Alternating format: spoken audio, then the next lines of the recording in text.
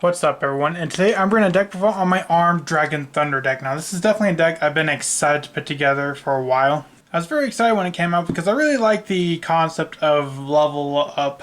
And I actually had a Armed Dragon level deck, but of course it just wasn't really any good. But the Armed Dragon Thunders are actually a lot more consistent, and I actually took this deck to a tournament and it actually performed pretty well.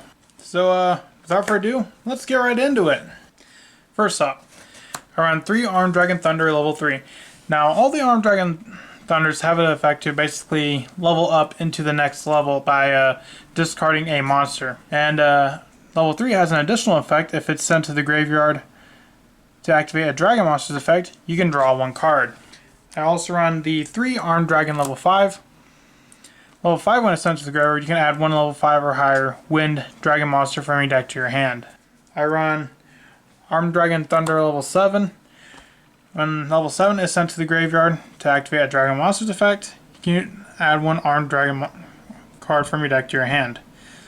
The one cool thing is that these work with the originals so well, but you don't really use them because, well, the originals just aren't really any good. Maybe Armed Dragon level 10, but honestly, I'd rather just go with the new Armed Dragon Thunder level 10 because the Armed Dragon Thunders are just a completely superior. And, you know, I really wish they would do this to more decks out there that are just really bad and just have not aged real well, and just give them, you know, that kind of retrain. Next, I run 2 Armed Dragon Thunder level 10. Now, level 10 has several effects. First off, its name becomes Armed Dragon level 10. Control of it cannot switch, cannot be destroyed by battle. And if it has a 1,000 or more attack, once per opponent's turn, quick effect, you can send 1 card from your hand to the graveyard, then target 1 other card on the field, destroy it, and if you do, this card gains 1,000 attack. And this card has 10,000 attack, once per turn you can destroy all other cards on the field, so it becomes a board wipe. Granted, you're not likely to ever get to that effect. Honestly, I don't really even use Armed Dragon Thunder's effect that often, it rarely comes up. And I'll explain why once we get into the extra deck. Also run the 1 Armed Dragon level 10 white. Level 10 white must be first be special summoned by its own effect, but you can banish Armed Dragon monsters from your field and or graveyard whose total level equals 10. It has an additional effect to where you can add a white veil from deck to hand, but I do not run white veil. I just don't think white veil is really any good, and it doesn't really you don't really get any benefit for it. It also has an additional effect to where you just take no effect damage, and at the start of the damage step, if this card attacks, you can destroy 1 card on the field. So usually off of level 7, I'll add the Armed Dragon level 10 white. Next, I run the 1 Tempest Dragon Ruler of Storms. You definitely want to run Tempest because Tempest is actually searchable in this deck off of the Armed Dragon level 5. And you can use it to bring out, you can get Armed Dragon level 10 or whatever card you need, including the Red Eyes Black Metal Dragon. Red Eyes Black Metal Dragon. Red Eyes Darkness Metal Dragon.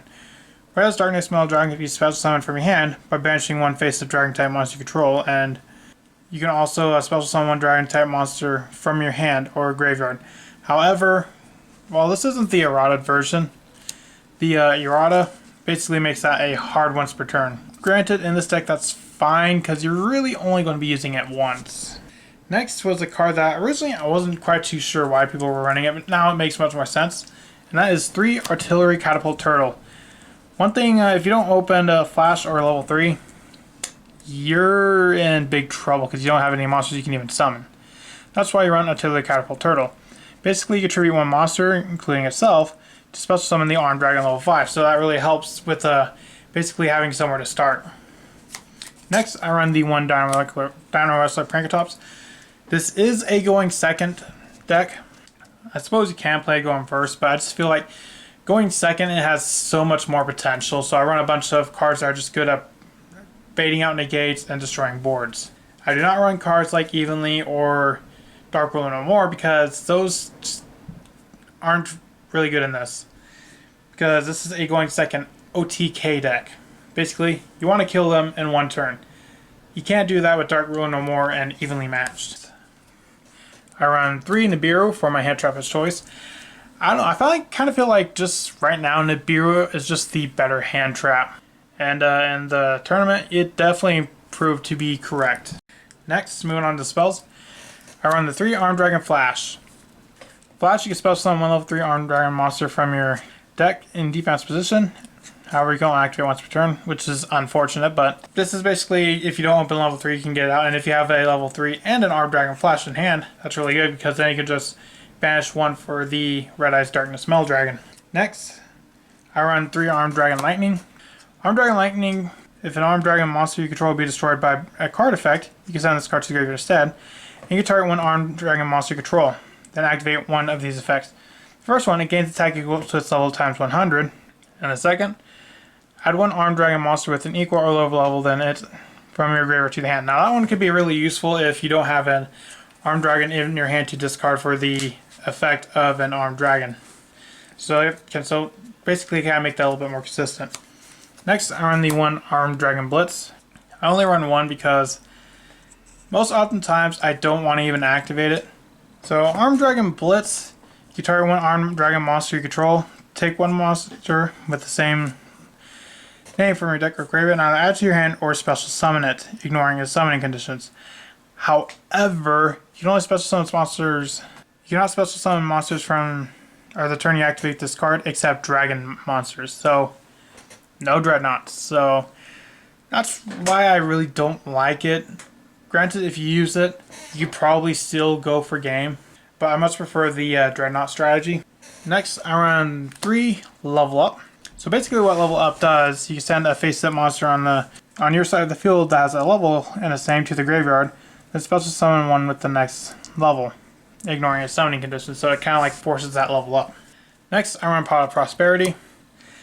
Now, I see some people run Pot of Extravagance, and I don't really like Pot of Extravagance too much, at least not in my build the way it currently is. Mainly because, yes, it's drawn 2 and I'd rather draw 2, but with there's only like a total of 9 cards you can even start with. And if you don't open any 9 of them, you might as well just scoop that in there because you really have no other plays. So that's why I run Pot of Prosperity, that way I can at least dig and maybe get something going. And that's definitely proved to be much better than Pot of Extravagance.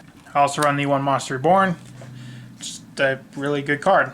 And here comes some crazy stuff. I run 3 Dark Hole, 1 Raigeki, and 1 Mind Control. Now, since it's going a bit second deck, since this is a going second deck, I opted for these cards because they're just board wipes and they force out negations. Hand traps, aside from Nibiru, I just don't feel do enough, especially since you got stuff like Call by the Grave, Cross Out Designator. And the one cool thing about these, how many decks nowadays run Spell and Trap Negation? 0. Like, sure, you got Appaloosa, Savage Dragon, you got so many of these cards that can negate monsters, aka hand traps. But what about Dark Hole? Actually, there was one match, it was against Virtual Roll. Basically, they had built this really nice board with Cube and all these other cards. Activate Dark Hole, and they just all go to the grave because most people do not main spell negations. They mostly main monster negations. So which is why cards like these are really good, because there's not really a whole lot of outs of them currently in the game. Moving on to the extra deck. For the XYZs, I run the 1 Levier Sea Dragon. It kind of rarely comes up. I mainly only run it to basically just go straight into Downard, and which then of course used to go into Zeus. I also run the 1 Red Eyes Flare Metal Dragon. This is definitely one you can, if you want to take out, you could probably take it out for something else. But in the instances where I have 2 level 7s on field, I not go for Red Eyes Flare Metal Dragon. It's a really good card. I also run the 1 number 81 Super Dreadnought Rail Cannon Super Dora. For me, this is more of a prosperity target. Once per turn, a quick effect, you can detach 1 material from this card, then target 1 face-up monster on the field. That target is unaffected by card effects, except it's on until the end of this turn. The one cool thing is that it has definitely has really high attack, but then again, all the Super Dreadnoughts do. Next, I run 3 Super Dreadnought Rail Cannon Gustav Max. Man, that's a mouthful every time I say it. Once per turn, you can detach 1 material from this card, inflict 2,000 damage to your opponent. That's it, and that's why it's so good, because it's just burn damage. And there will be several times where you can actually get 2 of them on the field. Next, I run 3 Super Dreadnought Rail Cannon Juggernaut Libe. Libe is definitely the, I guess, kind of like the ace in the deck. First off, you can detach 1 material from this card. It gains 2,000 attack. And for the rest of the turn, you can only declare an attack with this card. However, during each battle phase, this card can make monsters on attack up to the number of materials it has +1. So basically, this thing is 6,000 to all your opponent's monsters. Not to mention, they probably already took 2,000 from the max. I also run one Zeus, just in case Libe or Max aren't enough to get it done. Zeus will be. And next I just run a few links and Access Code, Appaloosa, and Boral Sword to round out the extra deck.